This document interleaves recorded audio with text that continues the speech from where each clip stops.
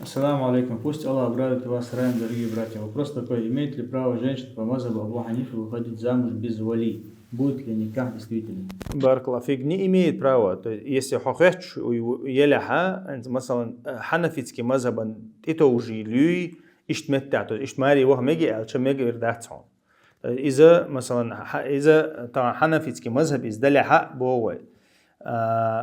и مثلا ديلي أوشان عليه الصلاة والسلام سنة تعبيل قل دي عندهم همنش دعتتنا قابل تصديشة قوي مذهب عدي أنك أمة تعبوش بالميل بعلم مش نعقلك قابل تصديشة مثلا عنديزك خارجي شو عطها عنديزك حنيستك خارجي شو داخل تحيل متع مثلا حنفي مذهب ليل شخل مك يعني قدك تصدق شخل مك تير قوتش خير دويز تير قوتش خير دويز يعني مجر دويز مثلا بوه سمتك خيرك مثلا أما هو أنا بيلقل دو نيستك بيلقل دو هون هو وأنا حنفيتك مذهب دو الخارج شنت توجع شو يدليل دوت شنت توجع شو يدليل غيل دوت شنت توجع شو طبعا مو خديتش طبعا مذهب شكاع تعت هم جدلي حق طبعا إز غيل دو يخوش إز نيس دوت يخوش ديلي أو سنة تعدي أن بيلقى الحديث آية دو يخوشة هو وانا حين ديزر الحيدير لا من جرق در الله حنفيتك مذهب أنت توجنا ماري غشات عندي أجديلي أو عليه السلام أجن حديثة حيردين دويز أيما امرأة نكحت نفسها بغير ولي فنكاحها باطل باطل باطل بعدين أو صحيح مسلم جاء